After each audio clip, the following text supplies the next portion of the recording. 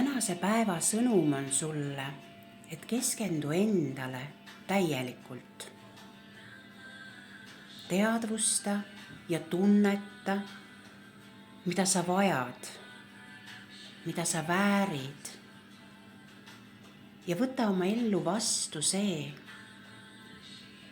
mis on just sinule omane ja vajalik ning mida sa võib-olla oled endale keelanud, kas hirmust või teadmatusest.